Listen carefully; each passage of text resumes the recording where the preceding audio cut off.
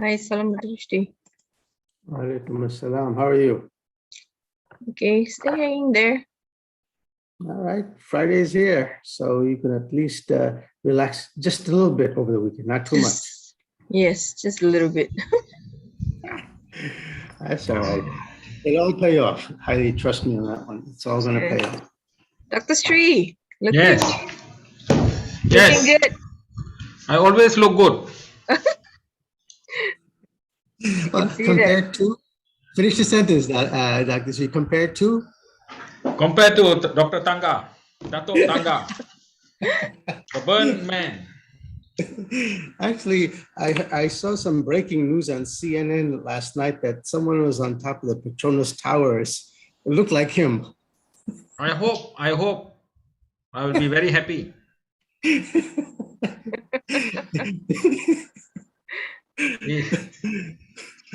That's funny. I'll be extremely happy to know that he has disappeared from the radar. Yeah, I think you and part of his family also, I suspect. Oh, these are people who are, I don't know. Even they go back also, God will say, I don't know what to do with you. I think he's been reset a couple of times. People like him have been reset by God a couple of times, and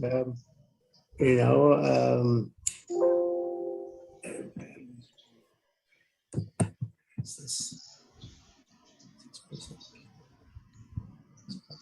Only 3 of us in here. So far. So far, yes. What happened to Zainuddin and all these people? Everyone wants to be fashionably late. Yeah. So, Dr. Sri, Yes. the agenda is there. Dr. Rushdie needs to leave by 8:30. So if you see that, we are dragging, so you No, what I will do, okay, what I will do, I will jump change it a queue. bit after Dr. Where is I'll do it Saif? fast. Dr. Razi speaks, then I'll give it to Dr. Roshdi. Okay. It'd be great if I can finish my very short speech by 8:30. Yep. Okay. I'll just remind Saif. Okay. No problem. Thank you. It can be done. Anything can be done in Malaysia. For the right price? For the Yeah. right price? You see, Malaysia had a case. A Mongolian lady was assassinated in Malaysia. That's right. I read about her. Yeah, but the best part, there are no record to show that she was inside the country. They deleted everything and they went for the case happened and the sentence was passed. So you see, we can do anything in this country. Exactly. Well, C4. So one day you will see that Tanga is disappeared. Nobody knows where is he. He may be a pancake somewhere on some sidewalk, possibly. I don't know. Maybe I think nowadays he won't go out. People think that a barbecue person is walking around.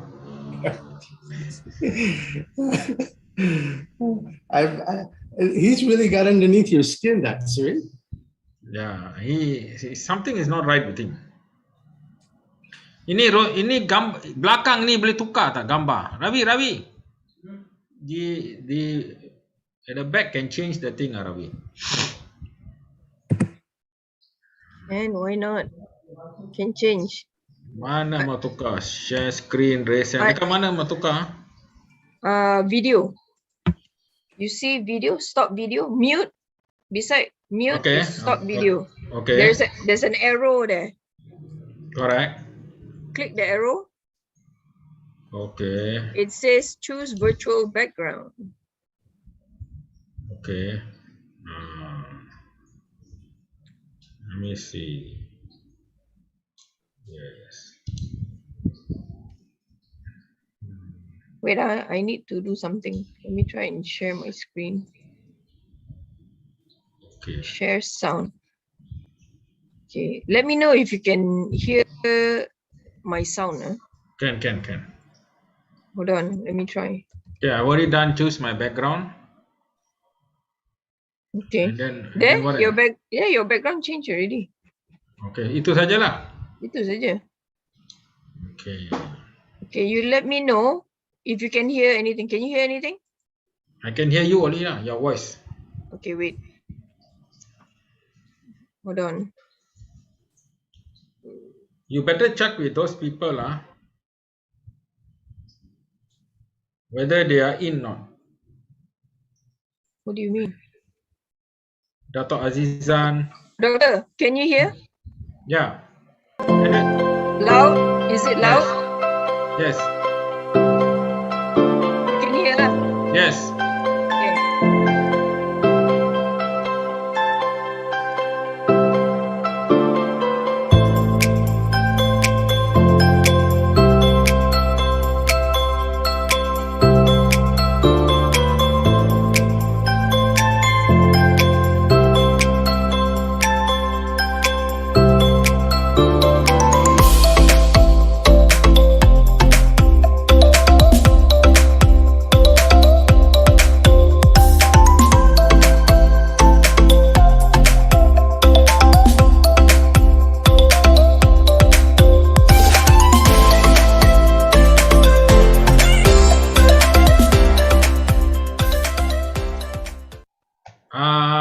Girl, Nelly, Yep. can you pass me Uzaidi punya link he just WhatsApp me. Kejap ah. You WhatsApp me, I WhatsApp to him. Okay, let me stop sharing.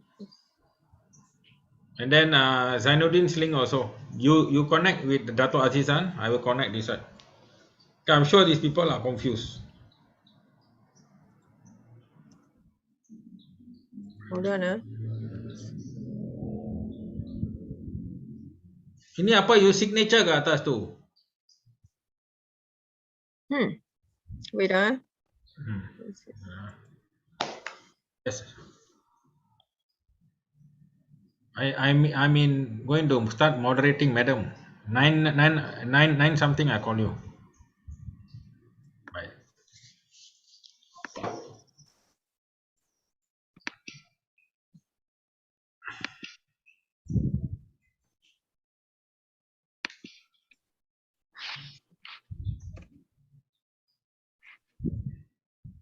That one is Zainuddin. Mana? There, I sent already. Your WhatsApp. Okay. Then this Itu one, Uzaidi. okay.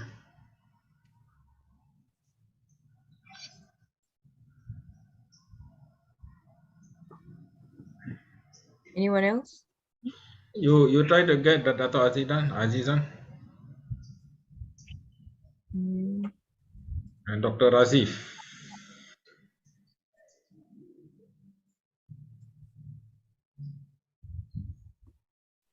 Let's see.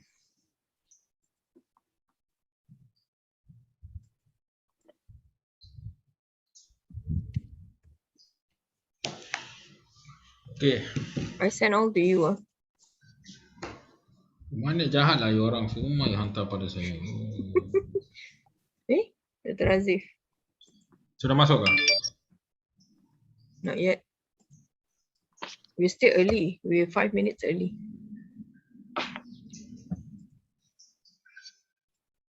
I'll send to Fazal. Mungkin dia orang sembahyang kot.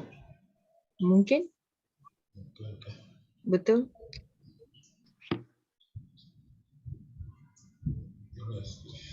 This Fazal.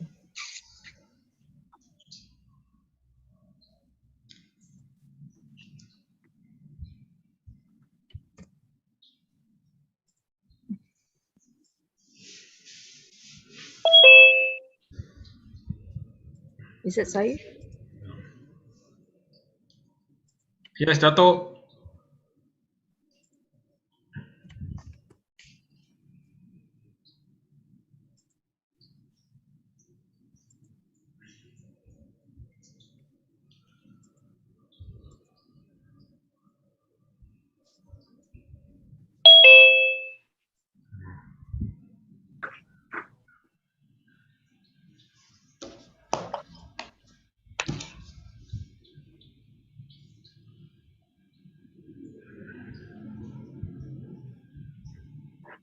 Dr. Sri Kumar.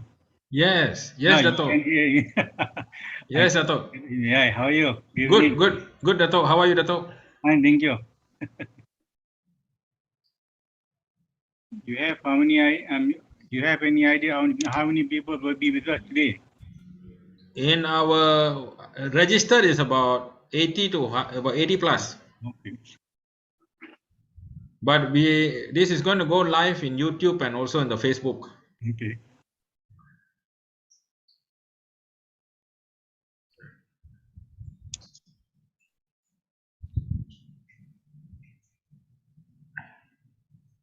You are in your office now, eh?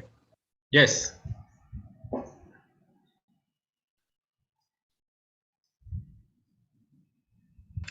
Uzaidi is here also. Yes, Uzaidi, the president of. And Dr. Rusdi is here also. Yes, Dr. Roshdi is here. Now waiting for Inche Fazal, Inche Zainuddin, and also the Dr. Razif and Saif, the COO of iPORTAL. Yeah.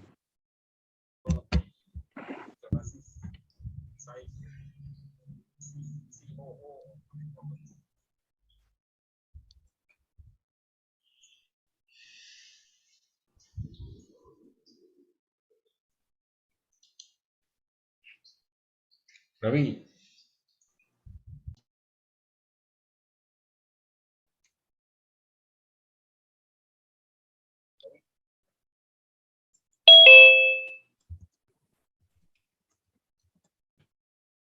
Salam, Brother Fazal. Alaikum salam.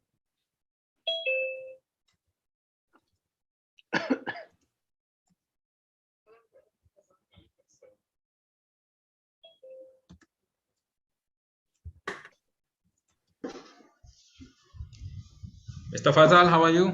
I'm doing well. How are you, Dr. Srikumar? Good, good, good. So how's Singapore? Singapore, I think it's getting better. Yeah. Yeah.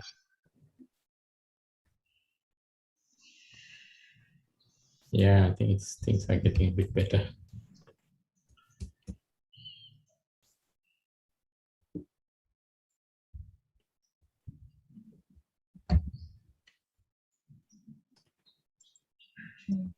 Encik Uzadi, apa khabar? Dr. Sri, just hang on. I'm adjusting the the laptop now. Just hang on. Okay, no problem.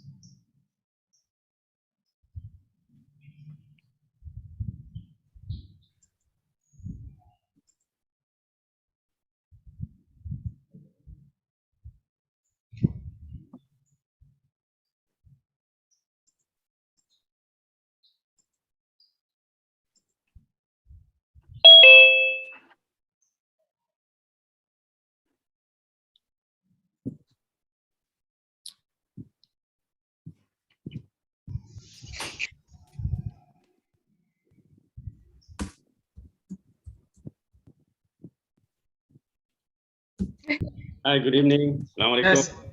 Encik Saifuddin, Waalaikumsalam. how are you? Hi, good, Alhamdulillah. How are you, Brother Fazal? Alhamdulillah, doing well. How are you? Good, good. Ya, Datuk, jenah awak sihat, Datuk? Assalamualaikum. Apa khabar? Alhamdulillah. Mr. Faizal? Assalamualaikum, Dr. Azan. How are you? It's been a long time since we met. Yeah, sir. You should remember me. Yes, of course. You know, we had this ceremony, I think, in one of the hotels in KL. Yeah. First time I met you. Yes. First time, yeah. Yes. The first crescent writing announcement. Yeah, the first time we launched our GMTI actually. Yeah. It was in 2015, I think. 2015, Yes, 2016, yeah. Yeah. And it's about 6 years already, yeah. It's actually 7th year now. 7th year now. Yeah. Well, alhamdulillah, we are still in the top The first 5. place, yes, top place, yeah.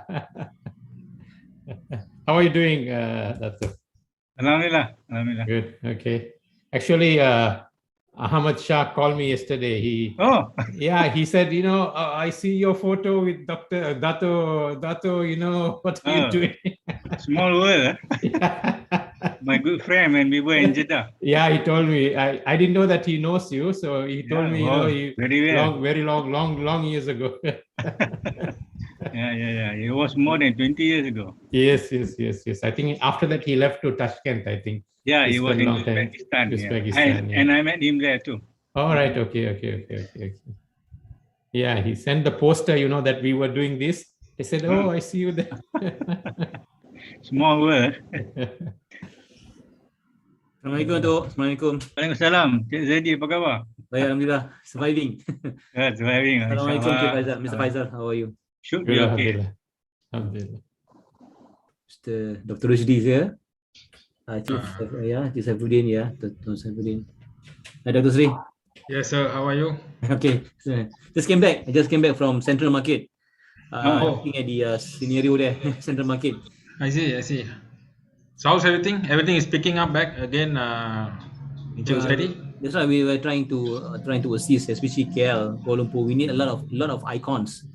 In KL, it should have a lot of icons. So we want to to showcase all these Kuala Lumpur icons tourisms. So that's why I go and meet personally all the players there. Okay.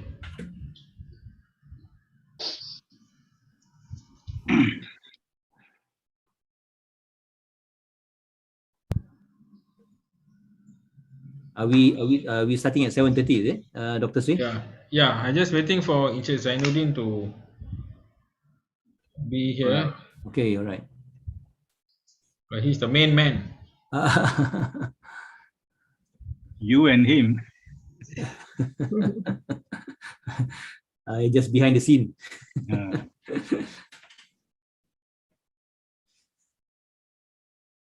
How's things, Dato' Dr. Azizan?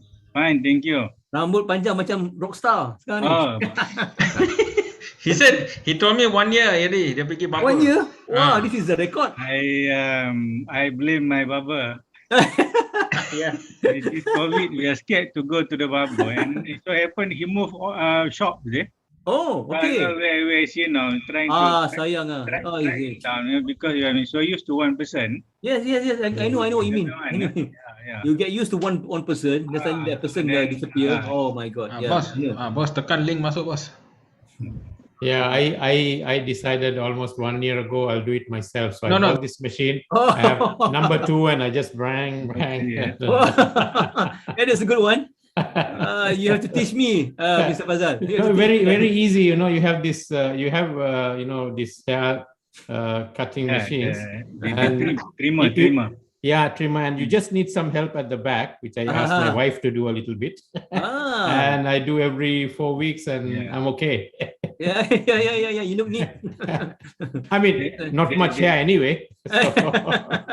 They have the gauge also, 3 millimeter, 5 millimeter. Yeah. So they have. Yeah, you can put the size, and then you just.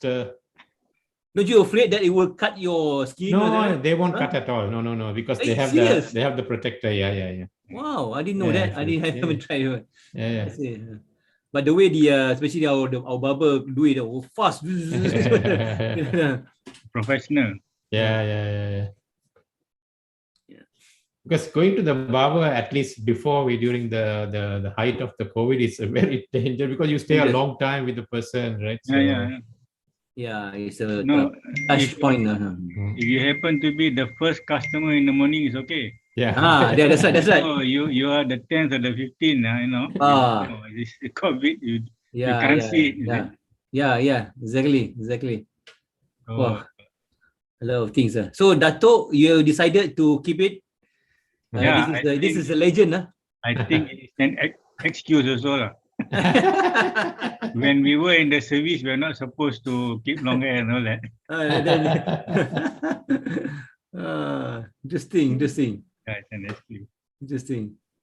Okay. From behind, you don't look like Malaysians. You know, Datuk. Okay. From behind, I don't think you look like Malaysians. Like,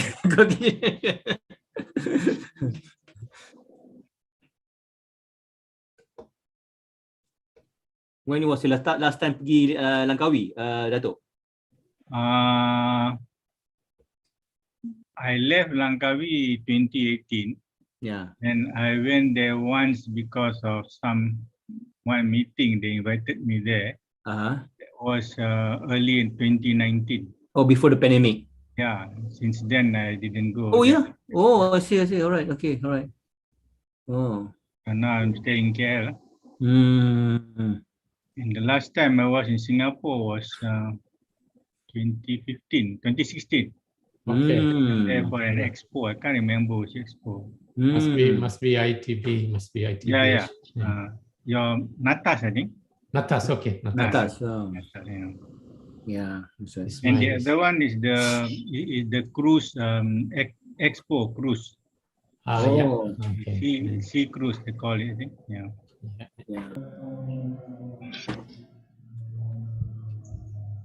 You have opened up Singapore, the travel bubble? Yeah, opened up with about, I think, was it 12 countries or something? Yeah, some 12 countries. Yeah. Malaysia is part of it, no? Malaysia is not it? Malaysia is not yet, no. Not yet. Gentlemen, we're just waiting for Encik Zainuddin to come in. He's just having some technical problem with logging in into the Zoom. Dr. Razif is here.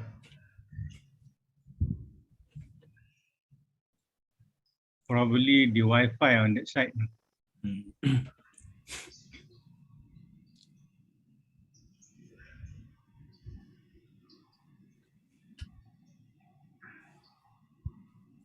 When was the last time you came here, Mr. Faizal, to KL? Actually, what happened is I actually have a house in Johor. And I used to go in and out of Johor to Singapore, but after the pandemic, I am actually in Johor now. Oh, yes. Okay. So for the last 1.5 years, I have not gone to Singapore actually. You might be a participant of Malaysia My Second Home program. Yeah. That's it. That's right. Yeah. So yeah, so I do come to KL. I mean, for some work sometimes. Yeah. Maybe the next time you come down, you come in, inshallah. Yes, inshallah, I will. Yeah. Sri Kumar, Mr. Zaidi. Yes. Inshallah. Now that things are opening up, we should do that. Yeah. Yeah.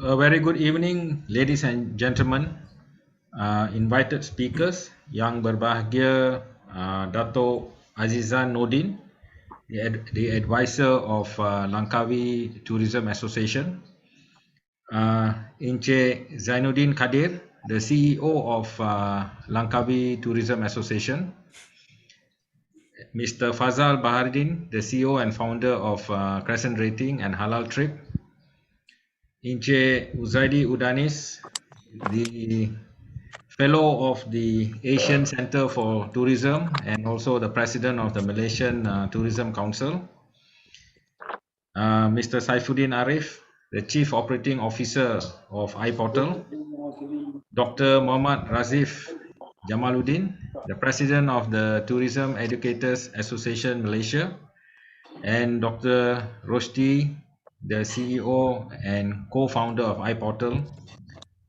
A very good evening to all participants. Today, we are here today to witness another meaningful event for iPORTAL DHS, and also Langkawi Tourism Association, where we're going to see a MOU signed between iPORTAL, DHS, and Langkawi Tourism Association, and also the launch of the Langkawi Industrial Attachment Training Program. This is program for youths under the B40 and M40 category, and a webinar session with speakers from Crescent Rating, iPORTAL, Tourism Education Association Malaysia, and also from MTC, and also from we have our honorable speaker. So the topic is Langkawi as a Muslim-friendly destination.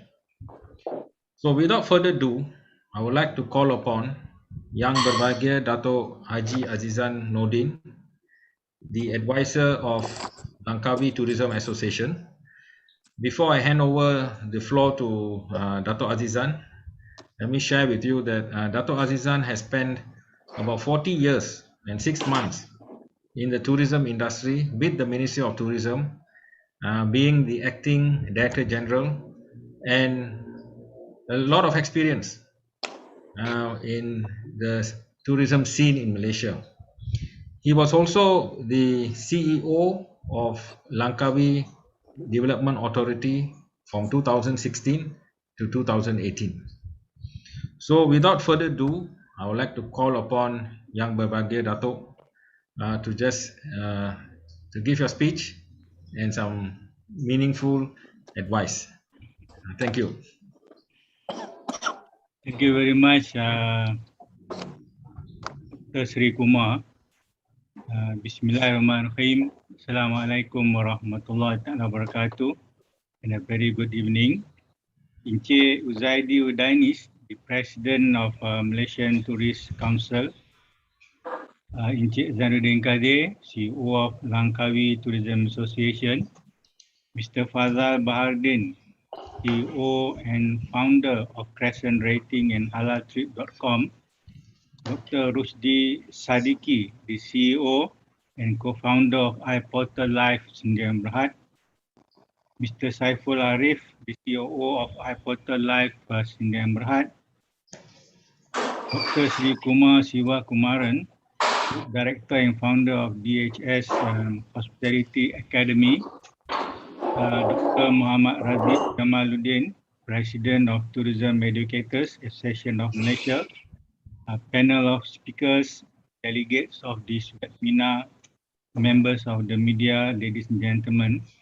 I would like to take this opportunity to thank the Langkawi Tourism Association for inviting me to witness the signing of the Memorandum of Understanding between Langkawi Tourism Association or LTA and iPORTAL Sdn Bhd and DHS Hospitality Academy, as well as officiating this live webinar Langkawi Muslim Friendly Destination. To me, it is a timely effort as the tourism industry in Malaysia prepares for the reopening of tourism to welcome travelers to our shores. As we are aware, interstate travel has resumed since 11 October for all fully vaccinated nations, which also means domestic tourism and outbound travel are fully open. Likewise, we hope that inbound travel will follow suit. Before the interstate travel was allowed, we have already witnessed the people's excitement over returning to travel during the opening of the Langkawi tourism bubble last September. It shows that come what may, people will continue to travel for leisure, and especially after a prolonged lockdown. I think both for Malaysians who are staying here and for expats who are staying here also.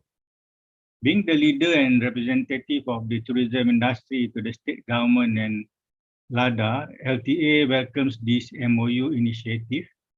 We believe it will benefit SMEs in Langkawi and LTA members to showcase their products and services on the portal. Over the last 18 months, LTA has taken a major role in seeking the engagement sessions with the state government and the federal government in making this day a reality for the opening of Langkawi to tourists. I would like to congratulate and thank iPORTAL for partnering with LTA and to help boost the tourism economy of Langkawi by setting up a portal for members of LTA as a platform to showcase their products. You can never go wrong because LTA is the association on the island. As you are aware, members in this association varies from the good old makcik that operates the nasi lemak stall to tourist guides, travel agents, event organizers, boat operators, and hoteliers. I'm sure that this portal will help boost the business of more than 632 LTA members on the island.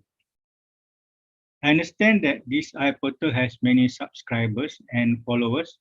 Hence, it will not only help expose their businesses to the domestic market, but also to the international markets. I believe Langkawi can shine once more, especially with the involvement of Dr. Rushdie Sadiki, who is currently in New York.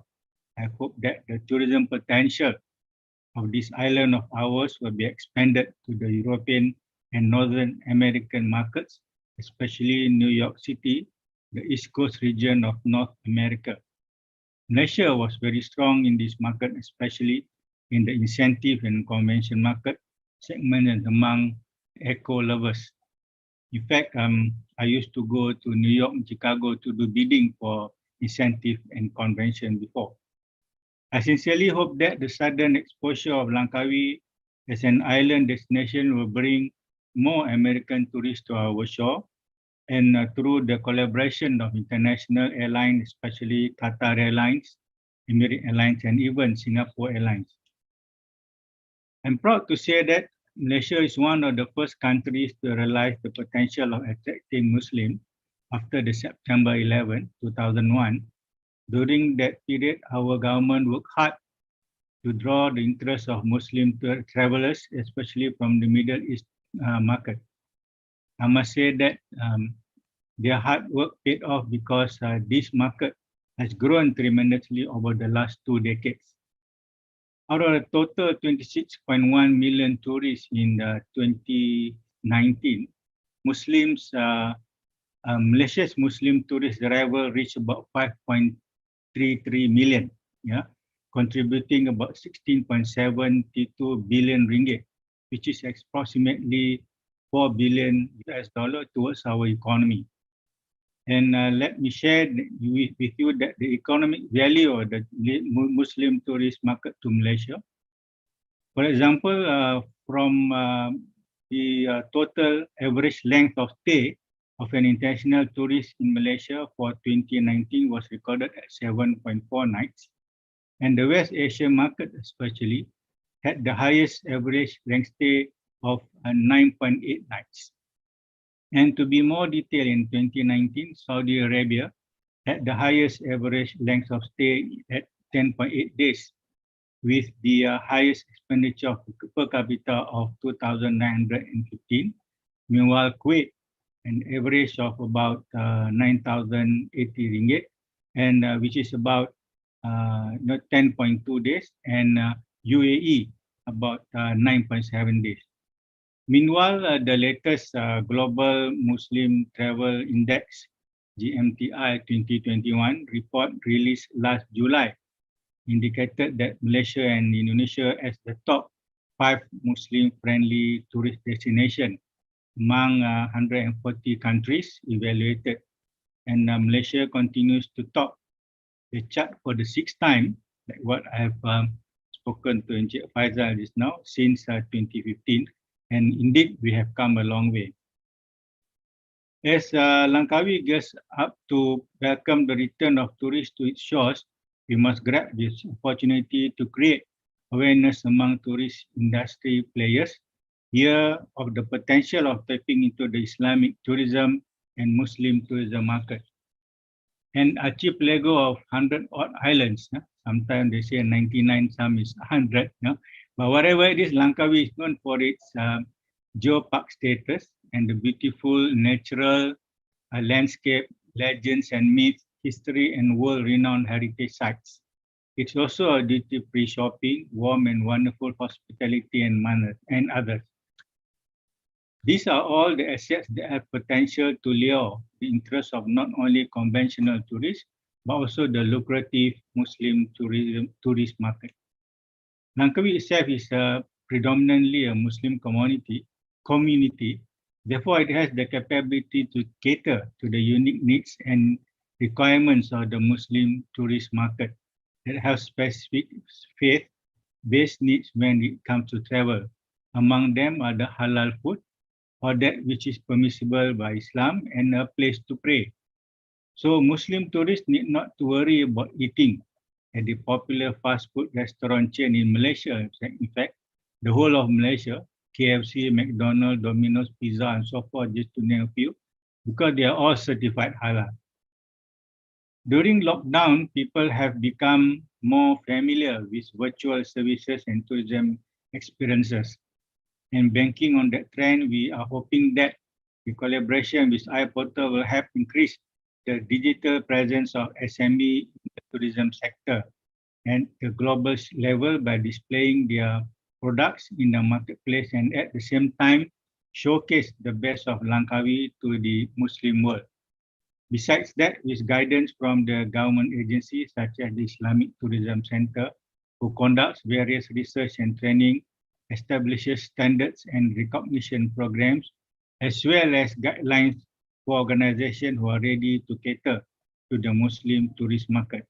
Langkawi is looking forward to become one of the top destinations for Muslim tourists. I'm pleased to say that Malaysia was one of the key leaders in establishing a Muslim-friendly tourism destination for Muslim travelers. Therefore, I believe this collaboration between all parties and Langkawi Tourism Association will help strengthen our Muslim-friendly tourism offering, which in turn will enable us to cater to the needs and demands of the Muslim tourist market.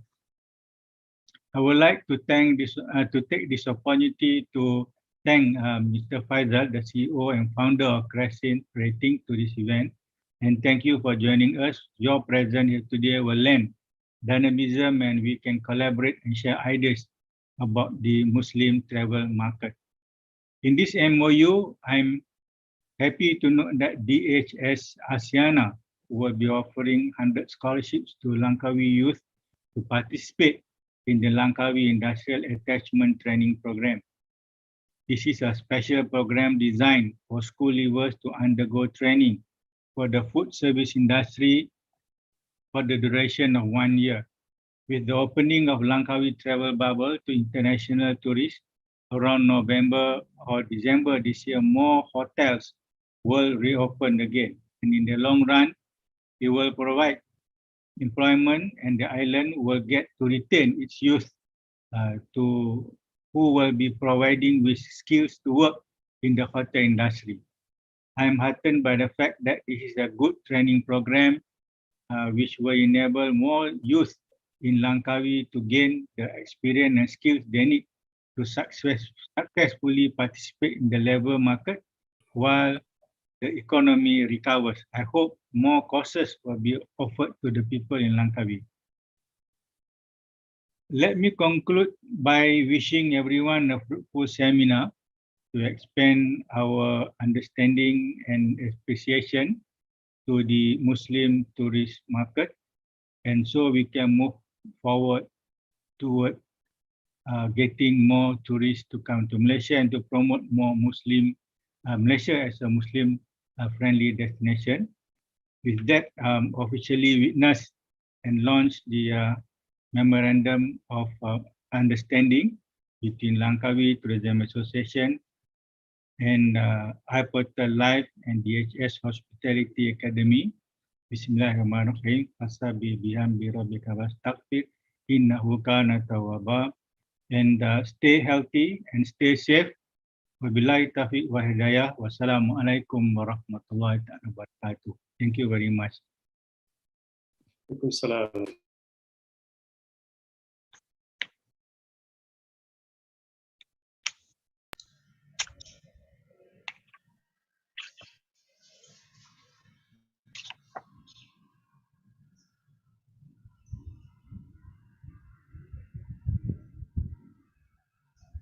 Thank you, Haley, for showcasing this, and thank you very much, Dato, for the very inspiring speech. And we hope that with this iPortal in Langkawi, we can move forward and do a lot of things with Langkawi Tourism Association. Thank you very much. Thank you. Thanks again. Okay, I would like to call upon Encik Zainuddin Kade, the man who made this possible today, the CEO of Langkawi Tourism Association. He is also the owner of a cafe, Langkawi Cafe, in Langkawi, and he's planning to open Langkawi Cafe in Kuala Lumpur, Phuket. Very interesting, very interesting. So the floor is to you, Encik Zainuddin Kade. Thank you.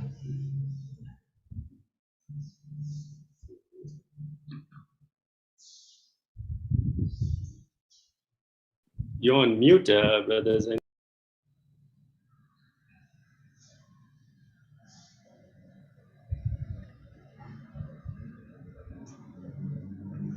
You're mute, Encik Zainuddin. Okay, clear. Clear. Okay, Bismillahirrahmanirrahim. Assalamualaikum warahmatullahi and salam sejahtera.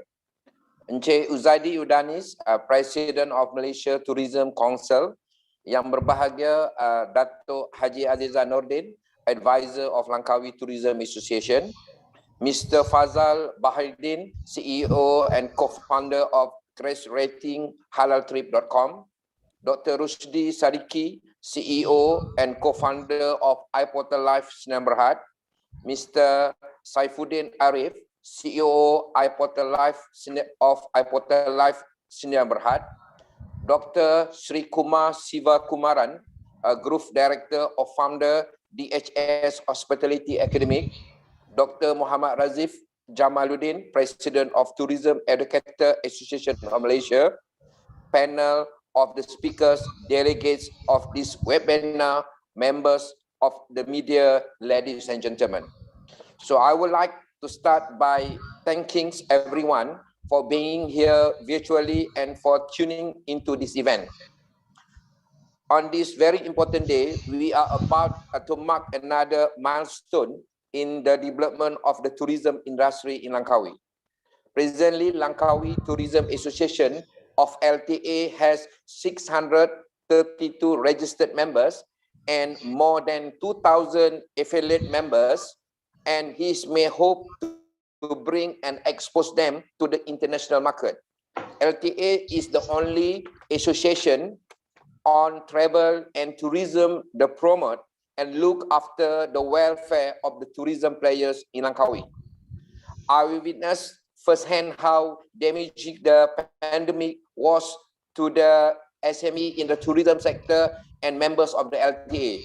Various establishments in this island were completely closed, and some probably forever, while many people had lost their job because businesses failed and to survive the economic pressure posed by COVID-19.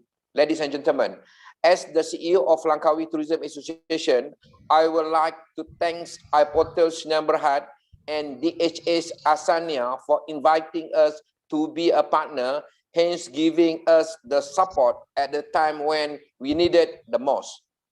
I'm grateful to iPORTAL Sdn Bhd for giving us a platform to showcase our product to the world.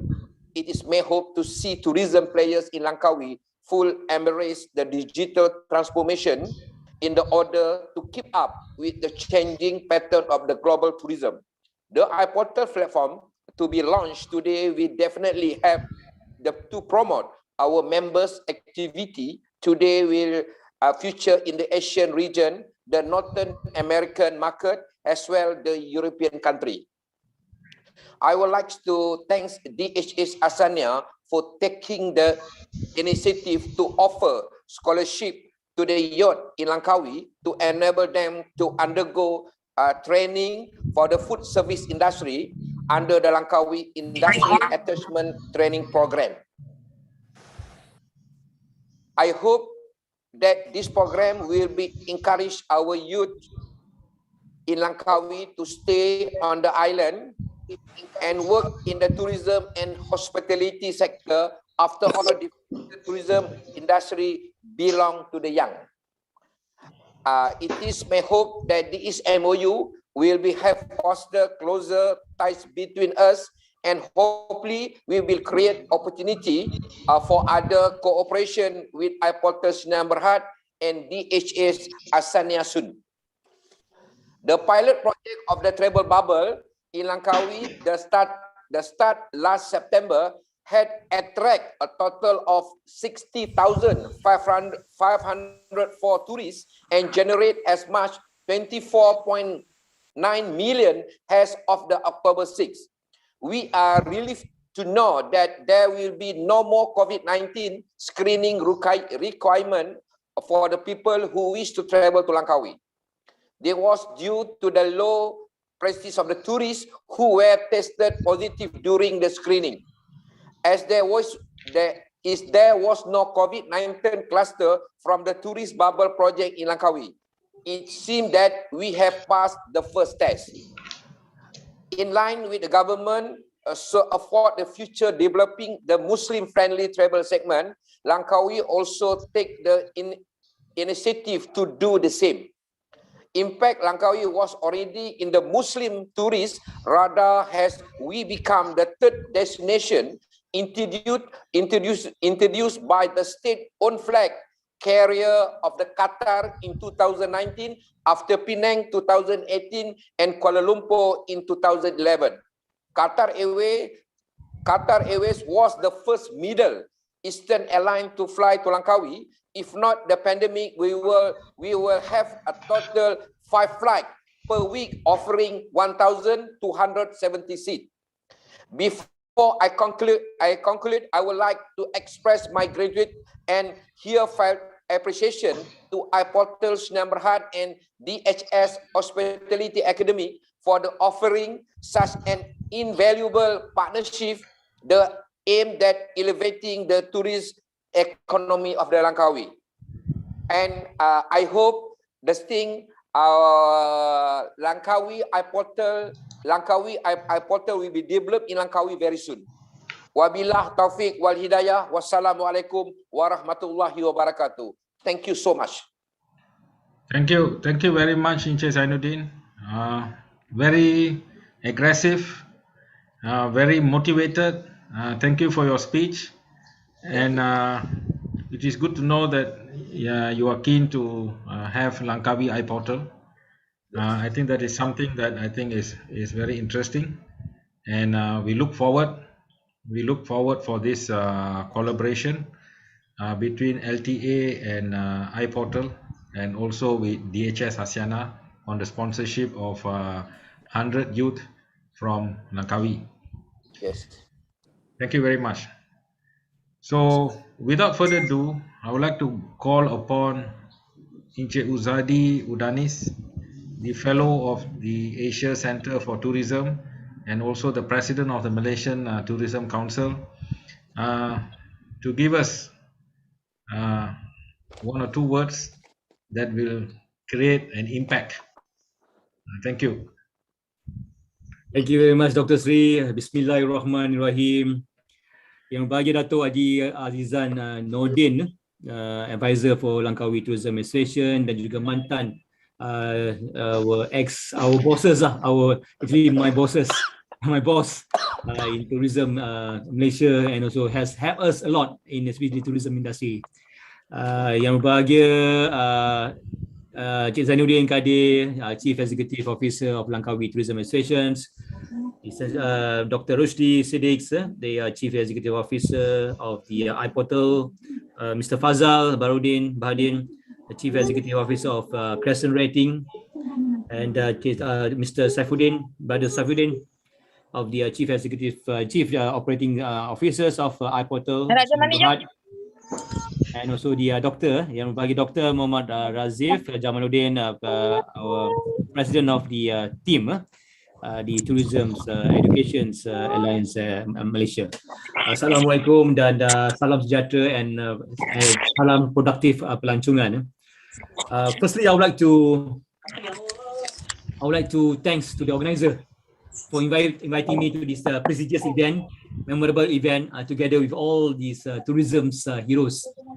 Congrats to iPORTAL, Crescent Rating, and so the LTA for the great initiatives. We the tourism industry really appreciate with your collaboration, of your initiative, your hard work, and also the attempts to revive tourism industry as soon as possible. We also would like to congratulate to Langkawi tourism players for the fantastic performance since the opening of Langkawi since the October, since the September 16th earlier. Yes, everyone knows that tourism industry was the first to be affected, and maybe looking at the tempo, looking at the momentum that we are having now is good. But maybe one of the last to recover because we have lost for almost 20 months. Alhamdulillah, when the Prime Minister of Malaysia, Yang Amat Perdana Menteri, announced that the interstate travel are allowed, we are all happy, but scared at the same time. Happy because we are allowed to do our main business, that is moving tourists from point A to point B and hoping that the tourists to stay at the point B at least one night. And when the interstate is allowed, this is actually our business, our core business.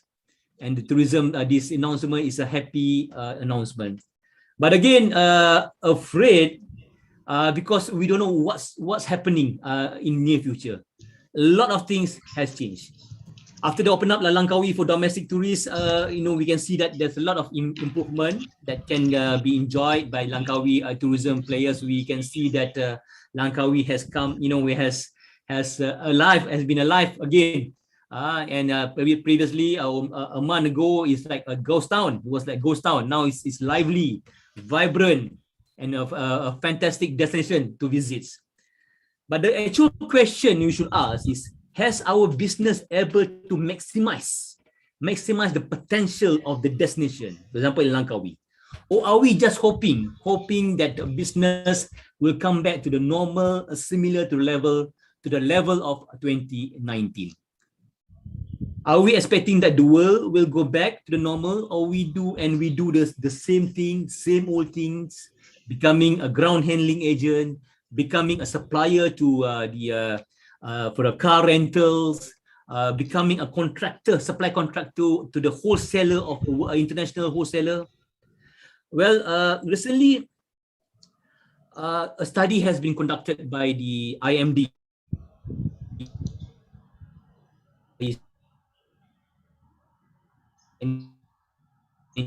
international research company, region, and inclusive of the Malaysian tourism and also other companies. The result shows that among all industries, such as oil and gas, such as architecture, buildings industry, manufacturing, banking, software, education, and insurance, 64% of the tourism CEO interviewed feel that our industry will still badly affected by COVID-19 at least more than 6 months.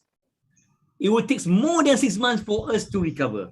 I think most of our tourism players agreed on this survey, and therefore is these difficult things for us to swallow because we have not been getting any income since 20 months ago. I still remember in January last year when we expected that 300 tourist buses from China crossing from Singapore to the Johor Bahru to Johor through a second link bridge. And I was there. We had prepared, the industry players had prepared a lot of facilities, temporary facilities, the toilets, the restroom, the waiting lounge. Where the fact is, on the first day of that visit Malaysia year, it was merely 2 buses across, where we're supposed to get 300 buses from Singapore to Johor. That was a shock for us, and since then it was tumbling down. Our income has not improved, even though the border has opened. The interstate border has opened a little bit last January. It closed again, but he has not recovered well. And these are actually a phobia. We are facing a big phobia for us. Even the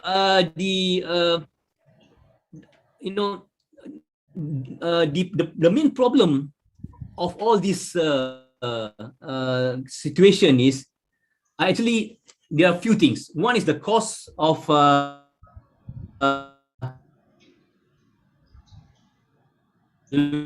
of revenue. Of course, there's no revenue. And the cash flow, we have to serve our loan, we have to serve our banking obligations. The loss of business and marketing direction, that's worse because we don't know what to do. We are the inbound players. Suddenly we have to serve the domestic market. It's totally different animal. To serve the inbound market and to serve the domestic market is totally different. Therefore, we have lost somehow or other. The players, especially among the MITA members, have lost a little bit on direction, what to do, how to do, where to go, what to do.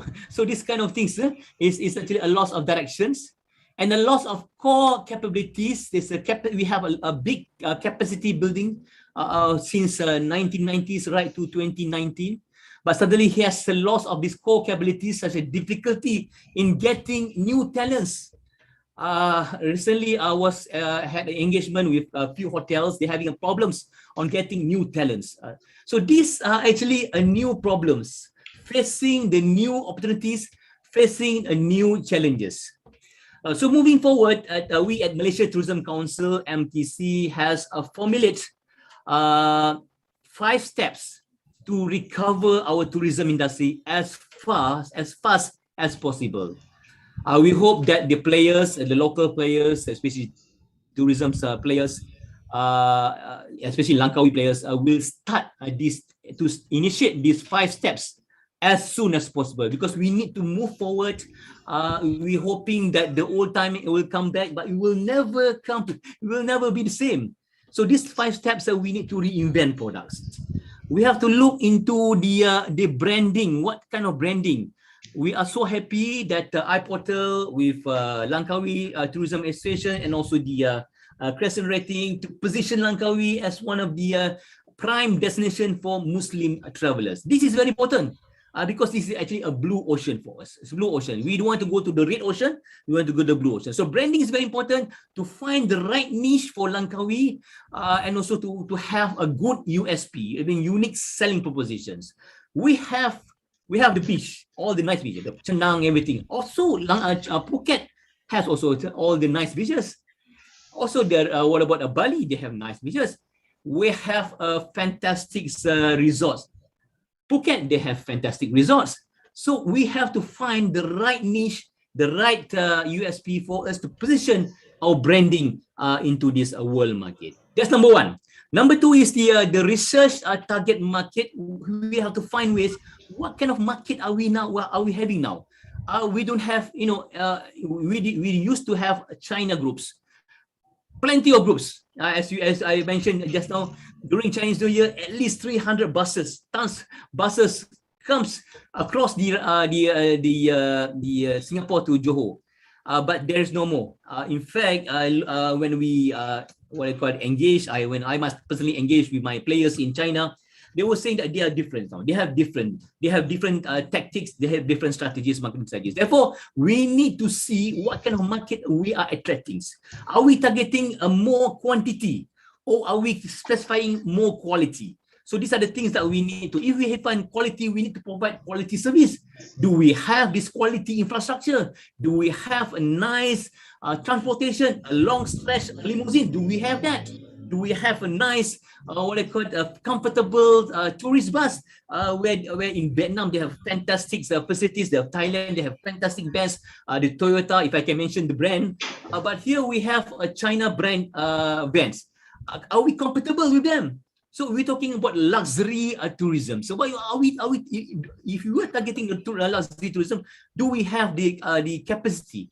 on to serve this market. So that's how we need to see the tourist behavior, also not only the domestic market also, but the regional. As we know that 70% of our tourists came from ASEAN region. That's number 2. Number 3 is remodel marketing and promotions, where we can see we've been using Zainuddin was saying that digital. Everybody was saying digital. Yeah, what kind of digital are we talking about? What kind of infrastructure are we talking about? Are we targeting about website? Digital is not about websites. It's about the distribution of the inventory, our inventory, to go through channel manager, or is it to go through other network? That's what we have to go on, how we can push our inventory. Example, push the homestay inventories to the European wholesaler or to Japanese wholesaler. That kind of things. So we need to see the platform, the marketing and promotion. Are we using social media?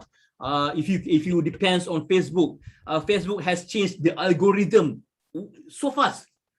Yesterday's algorithm is different, today's different. So they keep on changing depending on one person, Mark Zuckerberg.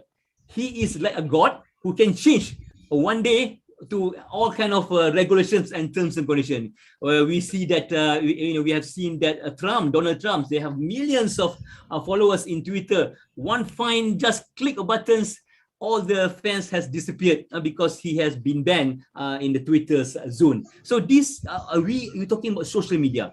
Social media like Facebook are no longer organic platform. We have to pay. We have to pay to reach the right market. So are we following that? Are we going to do that? Are we going to spend money to focus on that, just to target on this market? So therefore, the collaboration between iPORTAL and our local operators are very important, and we hope that this portal will grow organically and to enjoy. To be enjoyed by all parties. And the strategy, you're talking about number 4, technology. We have so many technology.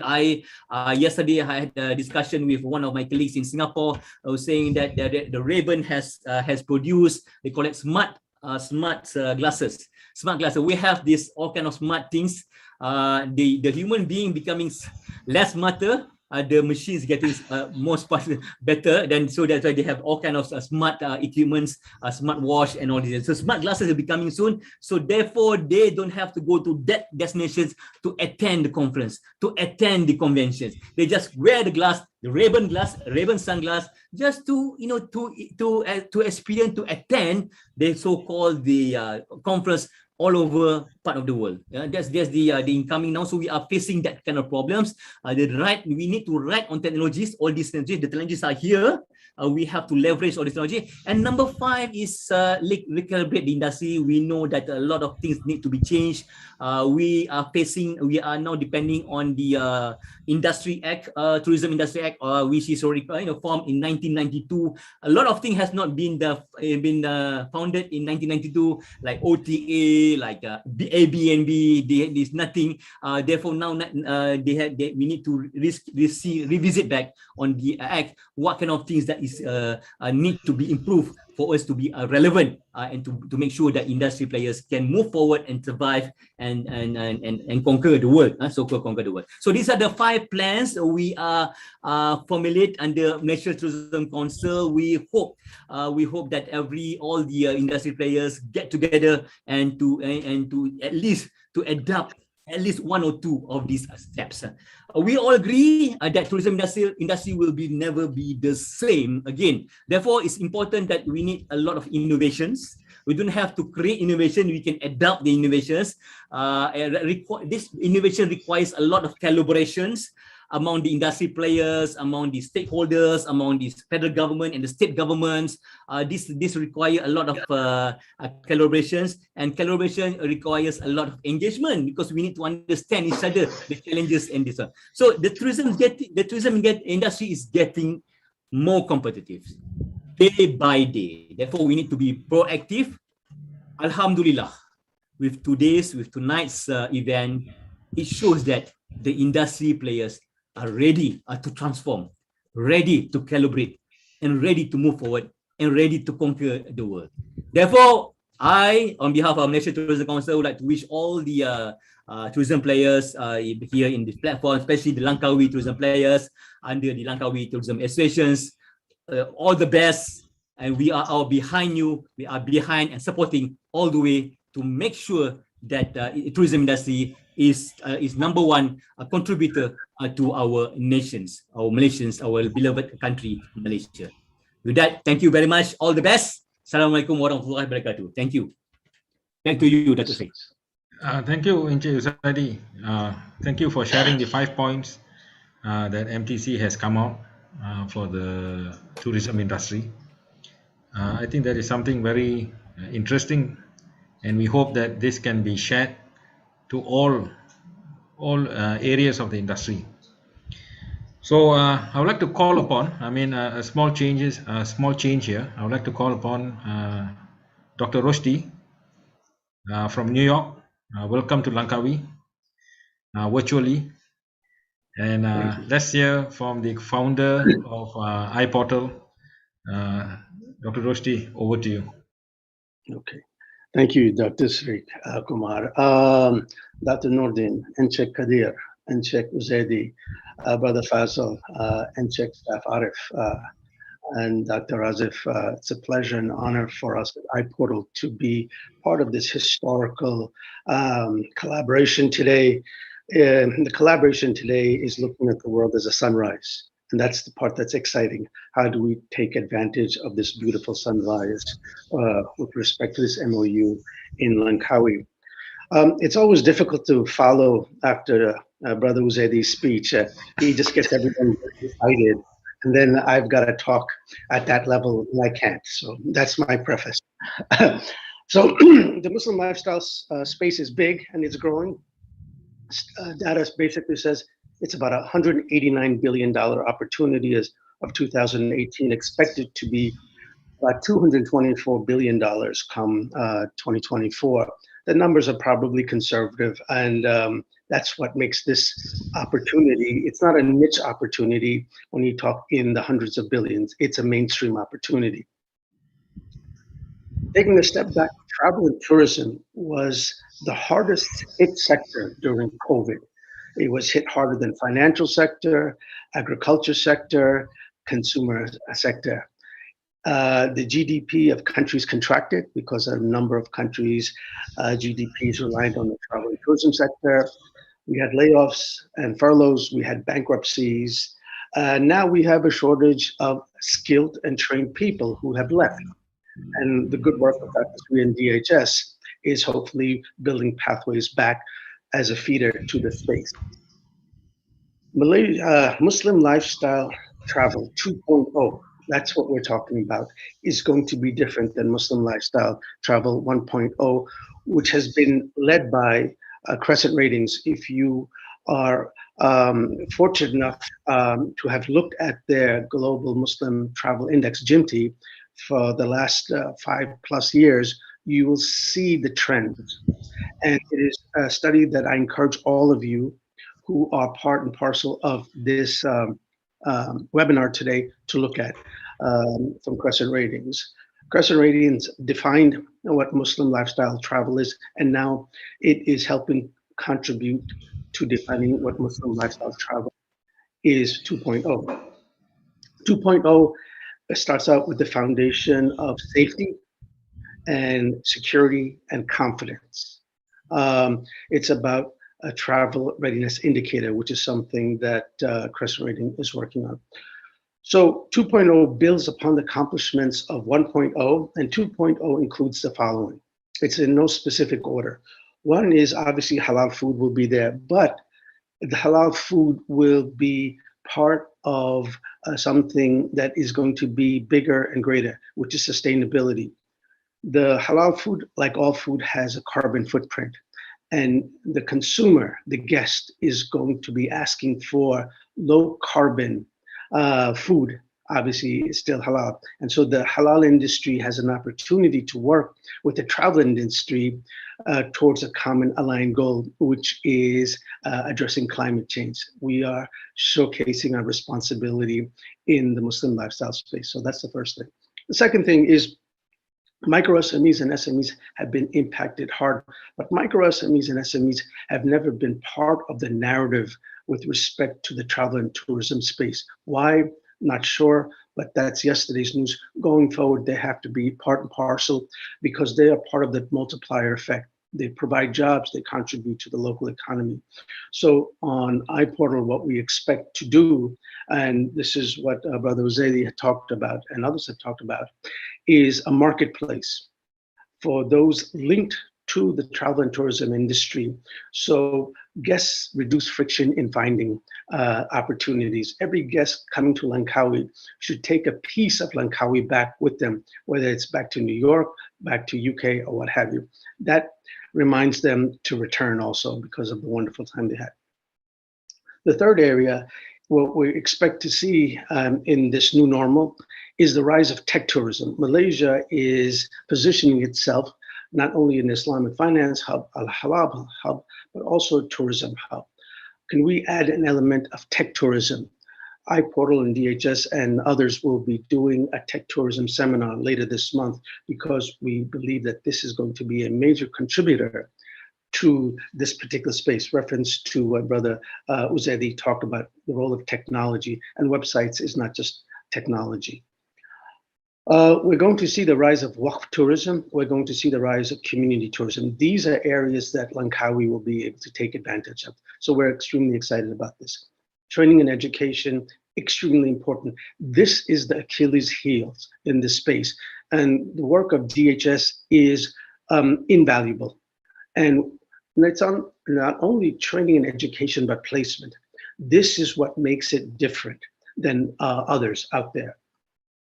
The last thing, or second last thing I'll talk about is a tourism accelerator. You know, we need to embrace technology in the tourism space. We need to talk about how technology and startups can help reduce friction in the tourism space. I think there's no tourism accelerator in Malaysia. I think Langkawi has an opportunity to step that up and lead the conversation with us. The last thing is building Muslim lifestyle travel corridors. Why not? The halal industry is looking to build travel corridors also in context of the halal exports from Malaysia to Japan, South Korea, other parts of the world. The travel industry should be doing the same thing, the Muslim lifestyle. Prominence in Malaysia, say in Langkawi, should be looking to build travel corridors by way of Qatar Airways into North America. That part makes it extremely exciting, where we can not only bring people from North America via Qatar Airways into Langkawi, but expose them to the wonderful cuisine. And then when they go back to their homes, they can actually look for Malaysian cuisine, which is one of the things that Brother Uzedi has talked about. So in conclusion, Muslim lifestyle tourism 2.0 is something that Malaysia has to look at, and Langkawi has the opportunity to lead this. Langkawi has something magical about this, and if we basically put it under the umbrella of Muslim lifestyle travel, it is a positive, and we hope that we can help contribute to the revival, the renaissance, reset of Langkawi with respect to Muslim lifestyle travel. So thank you. Assalamu alaikum.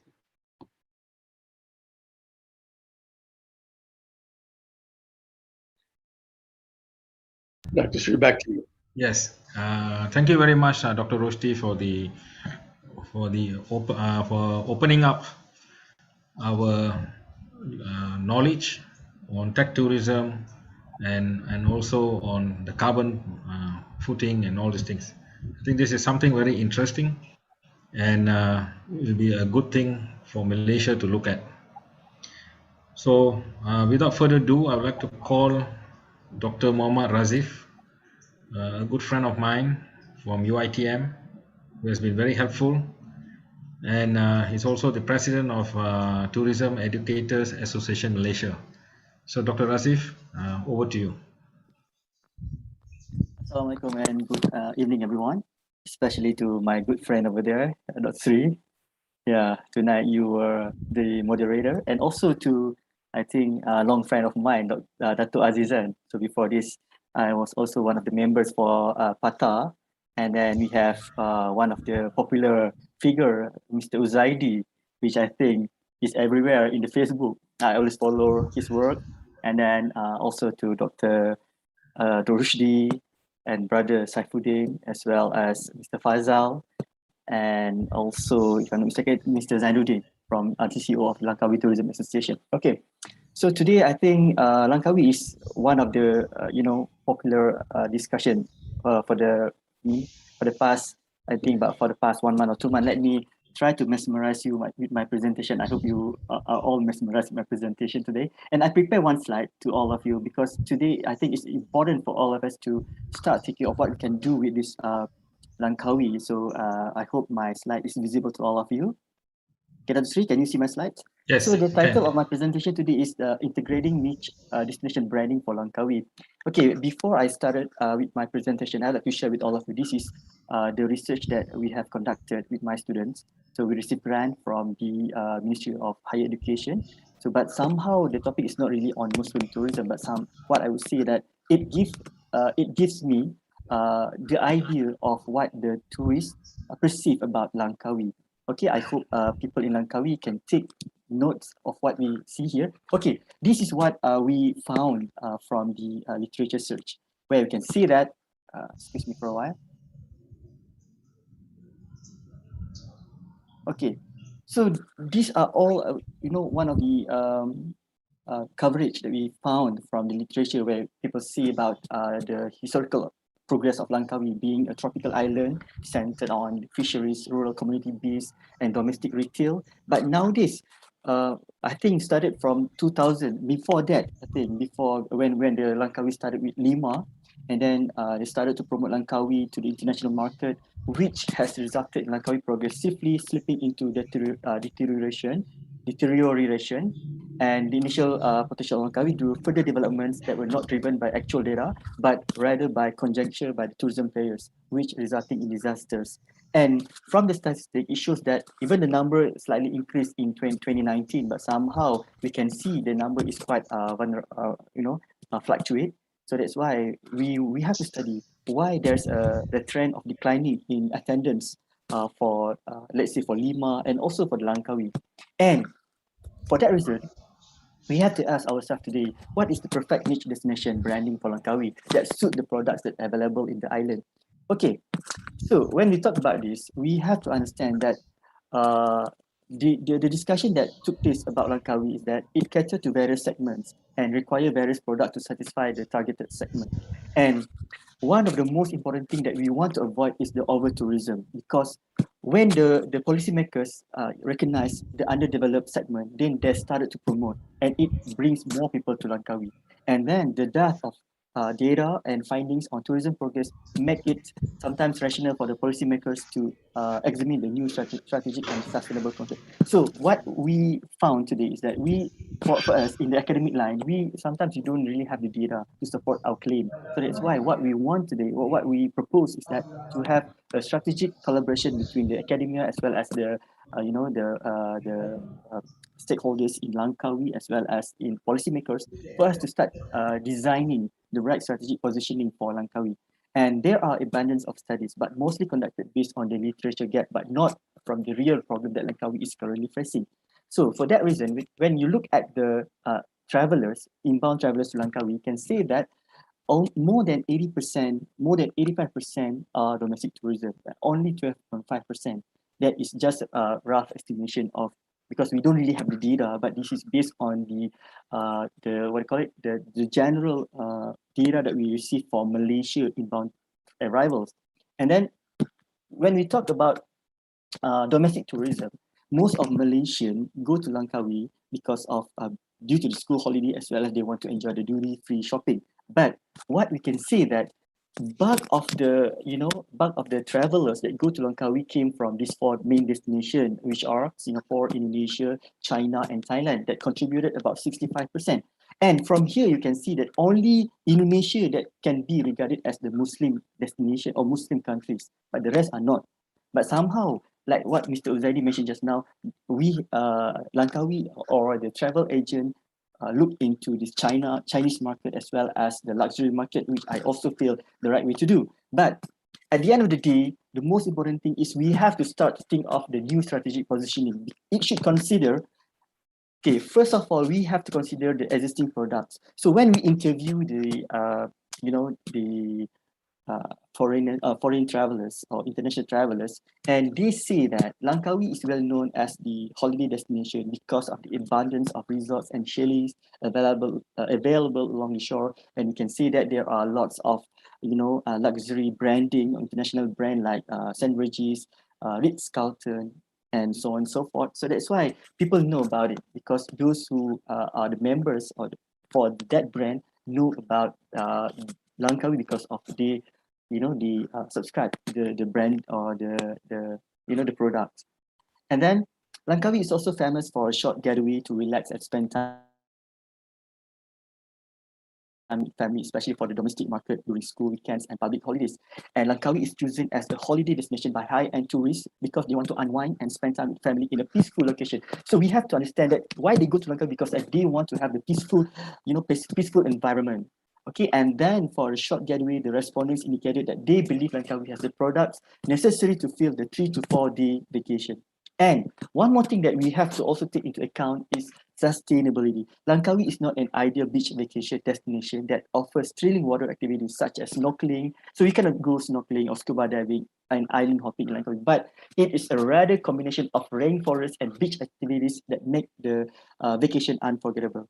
And one more thing, Langkawi most distinguishing characteristic is the laid back. So something that we found very interesting when the tourists mentioned this laid back character to Langkawi, because the foreigners appreciate the warmth, friendliness, and helpfulness of people who do not harass tourists to sell the product like other islands in the region. So if you got what I mean.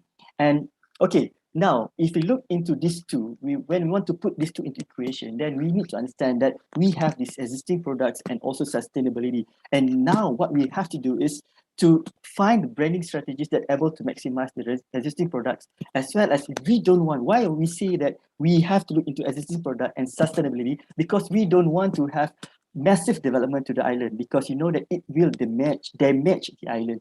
And okay, these are the 3 prominent characters of Langkawi. Like this one, based on the interview, because the international travelers noted that Langkawi is famous for beach, rainforest, as well as the people. But now we have to design what are the best products that can attract people abroad. For example, like can we maybe all of us can agree that we can also look into sports tourism, and also just now for this today we discussed about Muslim friendly destination. Okay, before we move further, that the main idea of Muslim friendly, as we look into food, whether we want to offer, we have the halal food in Malaysia, but how many of the halal establishment have this halal certification? And then for the prayer facilities, are they visible or available and comfortable? So this is something that we have to ask ourselves. Even though we say that we are Muslim countries, but do we really provide this? Does the prayer facilities available and comfortable to the tourists, as well as the Islamic architecture? For I think we only have the Masjid Al-Hana, if I'm not mistaken. But can we say that that is the best or landmark for Langkawi that can portray this Islamic architecture? And for the sanitary, we can also talk about this waste management and cleanliness of Langkawi, because from what we have seen, that this is something like the issue, something that the industry as well as the people in Langkawi need to solve, because of the issue of waste. Cleanliness is something that prolonged, that still we have to improve. And then the separation between men and women for the swimming pool, beach, and maybe we can have this special timing. I'm not sure about it, but somehow we have to discuss what best for us to offer to these Muslim travelers. And then the Sharia compliant, this is something that is quite common, where the certification by religious bodies, and it must be visible. Okay, for all we have today, what we can see that, can we brand all of this as the Muslim-friendly destination to the Muslim countries? That would be the first thing. And then, can we brand the Muslim-friendly as a supplementary product to the existing? Just now I mentioned, people or the travelers go to Langkawi because of the beach and rainforest. And the third one, can we add the Muslim-friendly characteristic to strengthen the existing products? Even can we inject the halal food, sanitary or Islamic architecture facilities to the beach and rainforest characters. And one more thing, is it important? This is the most important question that we have to answer. Is it important to brand, not only to brand Malaysia as a Muslim-friendly destination, but also to brand Langkawi as the Muslim-friendly destination or Muslim-friendly island? And okay, again, the word Islamic tourism and Muslim friendly is one of the branding positioning or branding categories. But most of the travelers can only, we can only cater to the sight and hear. But we have to ask ourselves, how prominent is the Islamic tourism and Muslim friendly image in Langkawi? So that's the question that we have to answer today. Okay, this one, I think I got this one from our brother, Mr. Fazal. Okay, yes, indeed, like what mentioned by the previous panelists, Malaysia rank the top or maybe rank among the top two, Malaysia, Indonesia as the destination. Oh, as the destination. But when we look at the Muslim friendly, this one, when we go to the customer point of view, from the traveler's point of view, from the influencer point of view, because nowadays influencer play important role, to influence people to travel abroad, to travel to a specific destination. Okay, so that's why when we look at this one is the two popular blogs at 14 best Muslim friendly destinations that you need to visit. Okay, let's look at the 10 top Muslim friendly destination in 2021. Malaysia has not been listed, and in fact, South Korea, Canada, and Japan, and in fact, Slovenia listed in the top 10 Muslim-friendly destinations. And in fact, when you look at the 14 best Muslim-friendly destinations by the bloggers, and only Kundasang, if I'm not mistaken, listed in this list. So that's, sometimes it gives, it makes all of us here wonder.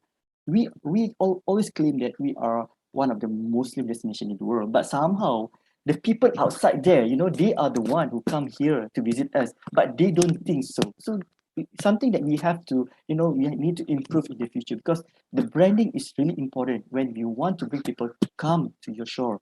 Okay, for Malaysia per se, when we look at the data, when we ask the travelers, so this one is the previous researches that we have done with the industry, and from the 1,300 respondents that we interviewed, most of them said that they came to Malaysia because of two main characters, shopping and sightseeing. And you can see here, these are all the feedbacks that we received from the respondents. And from here, we can see that the inbound tourism activity concentrated to the urban and lifestyle. But Langkawi is totally different. So how can we, try to cater this, because of when people come to Malaysia, they look at shopping, they look at sightseeing. But now when you want to go to Langkawi, it's totally a different world, totally a different destination. And finally, before I end my presentation, I would say that for us to tap the Muslim market, so we have to discuss more about it. For example, do we have the direct flight from the Muslim countries? So far, we only have one flight from Qatar that can bring people from Northern America, from European to come over to Malaysia through Penang. But somehow, we need to have more, And then, if you look at the one of the character when you want to bring people to come to the island is that if you look at Phuket, if you look at Bali, they have more universities, but that's not what we have in Langkawi. I'm not sure whether we have international university in Langkawi, but this is important. If you want to bring Muslim people to come over to Langkawi, so we must have international Islamic university in Langkawi to attract international students, because it can bring potential spillover, for example, in the academic activities, or maybe for the visit friends or relative segment. And one more thing we can start to think of, because of we are the Muslim countries, so we can make Langkawi as the research hub for people. For example, I have friends in the Philippines, in Davao. So they want to know more about halal certification or halal products.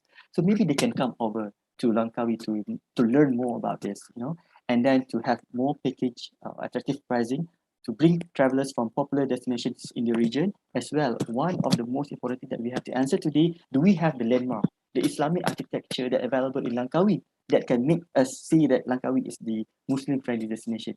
So these are some of the questions that we have to answer, but it's not limited to this question. Maybe from the discussion, from the interaction with all the panelists, we can have more, inputs that we can tell the policymakers what best for us to move forward with this Muslim friendly destination. That's all from me, Dr. Sri. Back to you. Thank you. Thank you, Dr. Rasif, for the very interesting information that you have shared, and also the graphs, and to give us an insight. I think it is something that it has just given us an idea in iPortal. Maybe we should have a webinar on Muslim-friendly destination. I think this is something that is interesting, and I think for Encik Zainuddin, I think this is something that is good for LTA to look at and to see. So now I would like to call Mr. Fazal Baharuddin, the CEO and founder of Crescent Rating, to share the experiences of Crescent Rating. They are based in Singapore, and Crescent Rating also has another company called Halal Trip, and how Crescent Rating and Halal Trip can benefit the tourism industry in Langkawi. And I hand over to you, Mr. Fazal. You're muted, Mr. Fazal. Thanks, Dr. Sri Kumar. Thanks for inviting me. Bismillahirrahmanirrahim, Dr. Azizan, Encik Zaidi, Encik Zainuddin Kadir, Dr. Rushdi, Encik Saifuddin, Dr. Muhammad Razif. Assalamu alaikum and a very good day to everyone. As I mentioned, I would really like to thank Langkawi Tourism, iPORTAL, and DHS Hospitality Academy for inviting me to speak today. Also, I want to congratulate Langkawi Tourism for starting a successful domestic tourism initiative. I think it has started to lead the revival of tourism in Malaysia, at least. I mean, of course, we have had very tough 18 months, especially in the travel and tourism industry. But hopefully with the vaccination rollout around the world, I think we are looking forward to the gradual reopening of international borders for travel. In the travel space, we believe 2022 we hope will be the year of recovery. Industry's focus now is to find ways, I think as Dr. Uzedi, Brother Uzedi also mentioned, find ways to accelerate the travel economy's recovery. How do we accelerate while still managing and controlling the health and safety situation? I think that's probably what's keeping destinations worried now and thinking about it. I mean, in this context, we of course having focused on the Muslim market, we firmly believe that the Muslim travel market could definitely play a significant role in this recovery phase. So when it comes to Muslim travel numbers, as we published in the, as we always do, in the Mastercard Crescent Rating Global Muslim Travel Index 2021, international Muslim travel arrivals was really a growth sector. It was, it grew from something like 108 million in 2013 to 160 million in 2019. This was really the highest recorded Muslim international arrivals. Let me pause here, and I think I need to mention something that Dr. Muhammad Rasif said. I think just to put in context, when you compare GMTI with a website listing 10 places to go for Muslim travelers or the then Muslim, we look at like 60 data sets to arrive at this conclusion over the last 6-7 years. I think there are many websites which say the top 10 Muslim destinations that this is just, get up in the morning and say that, for me, Slovenia to be in the top 10 Muslim destination, I don't know how that can happen. I mean, we know the data of Slovenia, how Muslim friendly they are, because we collect data of 140 countries. So I think we have to be a bit more careful when we look at some website, blog site says these are my top 10 places to go, because I mean, they are saying, top 10 places to go maybe, but we really look at some 60 plus data sets to arrive at the GMTI ranking. So anyway, but I think 160 million in 2019 was really the highest recorded Muslim international arrivals. Of course, we had a huge drop in 2020. I think Muslim arrivals dropped to almost 42 million in 2020. As I mentioned, we believe 2022 will have recovery, and 2023 will probably be the year of rebound. Our projections currently are that Muslim travel market will recover up to about 80% of 2019 levels by 2023. I think that's on the numbers part, but how will Muslim travelers' behavior change post-COVID? I think that's the big question. I mean, I'm looking from a global point of view, right? How will the Muslim travelers' behavior change? I mean, generally, how the travelers' behavior change is a question that not most of us don't have the answers yet. I mean, there are a lot of research being done, what kind of changes will stay, what, COVID has impacted certain changes in our behavior, what will stay, what will not stay. What we did is in our report in 2021 GMTI, we did a global survey asking the question again, when it comes to faith-based needs, when it comes to prayers, when it comes to halal food, those kind of things. We asked the question, before COVID and after COVID, what do you think the impact of these requirements are? And I mean, the answer is that there is no change in the faith-based needs. So what that means is that if you want to target the Muslim market, you still have to cater to these faith-based needs of Muslim travelers. When it comes to general travel behavior, I think, there's a lot of research being done, as one of the researchers, Dr. Razif showed. I think it's very interesting research. I mean, how do you position the destination is probably the single most important thing as we go forward. Your positioning pre-COVID might not be so significant as we look forward. We need to rethink the positioning. And I think let me sort of end off my talk with, I think Brother Dr. Rushdie mentioned that earlier. So in 2019, when we published the Global Muslim Travel Index in 2019, we also talked about Halal Travel 2.0. And we projected that 2019 would be the beginning of a new phase in halal travel, which we termed as Halal Travel 2.0. So back then we identified 4 key drivers in this phase. I mean, that's what I wanted to sort of bring back. One was technology. I mean, this was pre-COVID. We never had COVID at that time. So we identified 3 key drivers when it comes to the next phase of halal travel, which is technology, social activism, demographics, and the environment. So what has happened now, what we see is that these drivers remain key as we embark on recovery, more so now than when we looked at this in 2019. Technology, social activism is becoming now the motto of a lot of, especially when it comes to younger travelers. So I think to sort of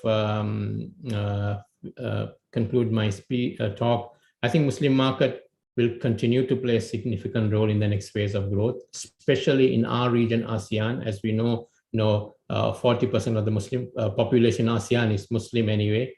According to our numbers, 41% of the intra-ASEAN travel pre-COVID was Muslim travel. Almost 20+% of domestic travel was Muslim travel. So I think Muslim travel market has a huge influence on the recovery of the travel industry. I really hope the businesses and destinations will leverage this segment of consumers, to accelerate the economic recovery. It's really imperative that all sectors of the travel economy are geared and ready to capture this segment. Just final words on Crescent rating. As I mentioned, as some of you mentioned as well, our focus has been the Muslim market. That's what we have been doing for the last 13 years. And also with Halal Trip, we want to try and enable Muslim travelers to sort of make inspired choices. And I wanted to finish off with a video that, so I think apart from, let's play the video. So this is a program that we are doing.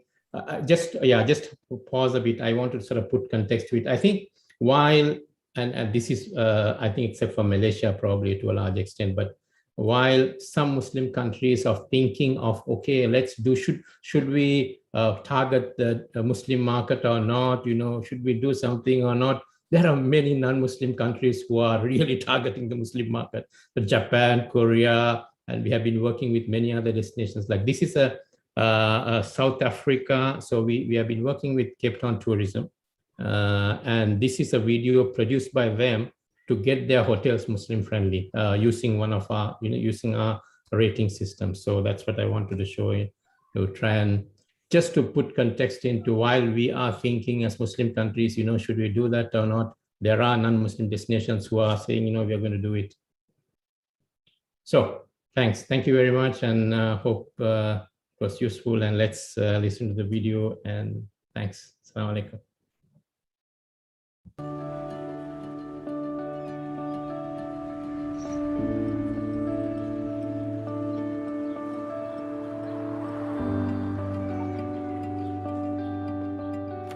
Whoa! Hey Nandipa, that looks mouth-watering. Hey Sadia, thanks. So good to see you. I see you haven't got your crescent rating yet. Why not? It will really help a lot to attract Muslim diners to this fabulous restaurant. Oh, I've been wanting to, but we just love wine pairings, and we're in one of the most vibrant wine regions in the world. So many people think that's a problem, but it's not. How so? Crescent rating isn't a halal certification. It's a rating scale of how Muslim-friendly you are. You can sit on it wherever it suits your restaurant best. For a Muslim traveling in a non-Muslim country, it simply provides an ideal way to identify a Muslim-friendly restaurant. Plus, there are just so many benefits for your restaurant. How can I get involved? It's so easy. You first do a quick online application, then someone will come in to do an inspection. Really? You just need to follow simple guidelines and use halal certified ingredients. If you can assure your food is halal, you will get your crescent rating. Halal food is for everybody, and wine is a choice. Amazing!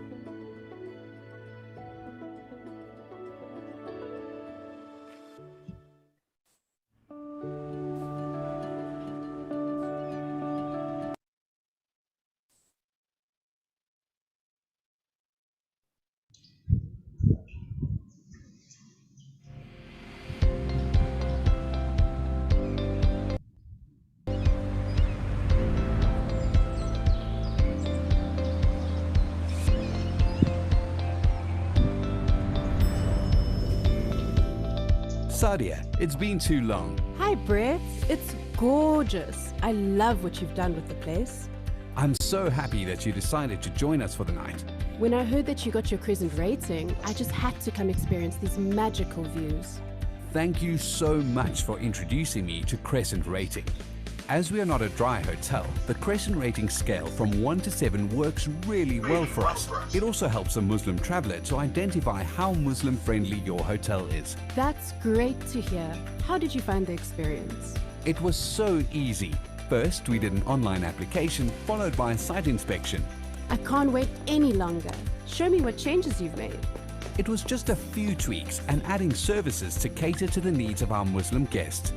Based on our offering, we've received a Crescent Rating 5, which means our gin bar is still open to our regular guests. However, our fabulous restaurant now uses only halal certified ingredients.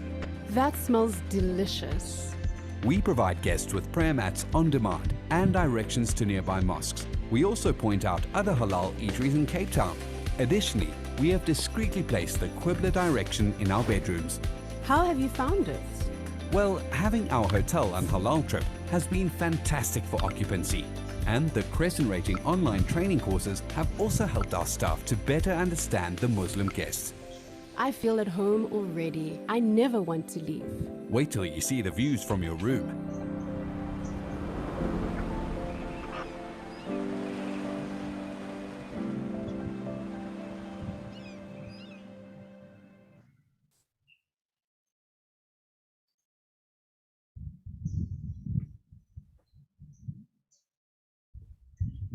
Thank you.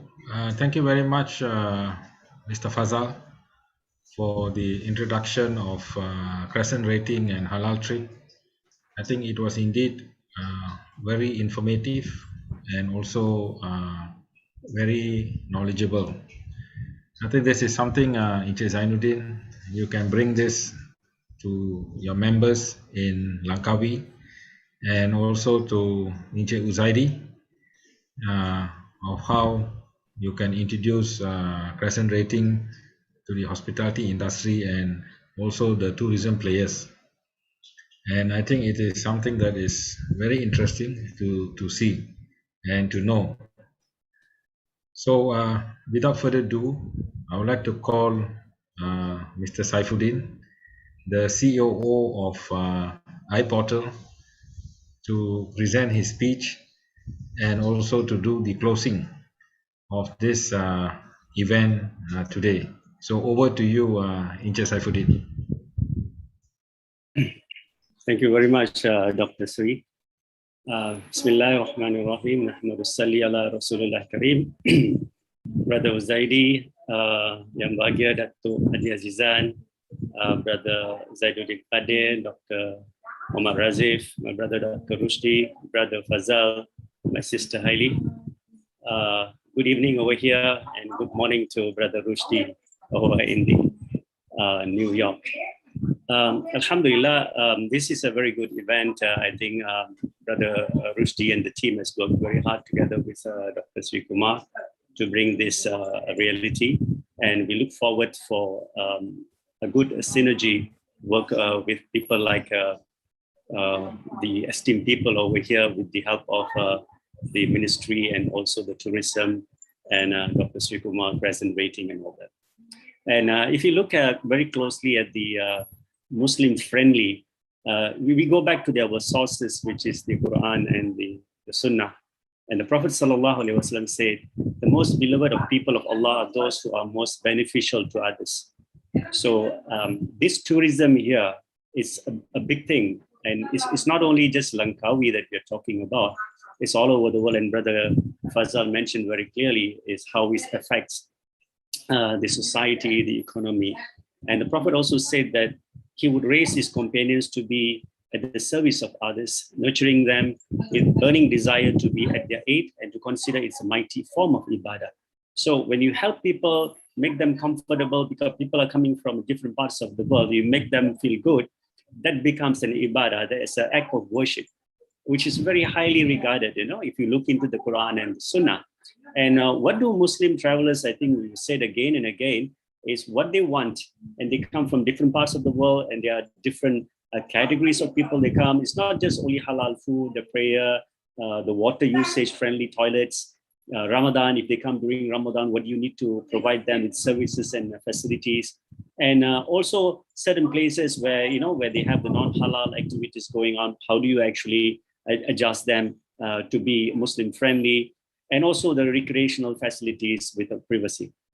And if you look at the one of the Muslim scholar by the name of Ibn Battuta, who have traveled, according to history, said about 30 years in the 14th century. And one of the main reasons why he traveled was to perform the pilgrimage in Mecca, which is the fifth pillar of Islam. But he ended up traveling 75,000 miles and visiting approximately 44 countries after he completed the pilgrimage in Mecca. So it shows that in the Ibn Battuta story, the religion do influence the traveling activities in one's life. So Malaysia has initiated this term called Muslim friendly in the local region, and Langkawi being one of the main destination, not only just to cater for Muslim traveler, but also to offer the same products and services that everyone, including the non-Muslims, to experience too. So with today's, not only the pandemic, but if you look at the technology from 4IR to 5IR, 4G to 5G, we have smart destinations, smart cities, smart islands, and so many things to cater for the locals, the residents, and also for the tourists. So iPORTAL is playing an enabler to connect the dots to complete the picture of the Muslim-friendly tourism. So Langkawi is moving fast enough, and we also have to cope with this. And I hope that with this synergy, we can make this happen, inshallah. With that, I would like to end my speech. Thank you very much. Thank you, Mr. Encik Saifuddin. Thank you for the short speech. And we have come to an end of our presentation today. And basically, this is the brochure for the program, the Langkawi Industrial Attachment Training Program, that we are going to sponsor 800 youths from Langkawi to undergo this training, this food service training program. So if they need any information or they are keen to join this program, please go through Langkawi Tourism Association. We will send this brochure and the application form to Encik Zainuddin. And without any further ado, I thank all of you here today present, to all participants, to all speakers for being here today on a Friday night. I know that the players in Langkawi, all are busy with tourist arrival, but giving us time to present and to have this event. We thank you. Be safe, and we look forward for more events in Langkawi. Thank you very much and good night. Thank you. Assalamualaikum. Thank you. Thank you. Assalamualaikum. Salam Maulid Rasul, everyone. Thank you. Can we have a picture taken, a photograph? Yes. Okay. 1, 2, 3. Thank you. Okay. Thank you, everyone. Thank you very much. Thank you. Assalamualaikum. Assalamualaikum.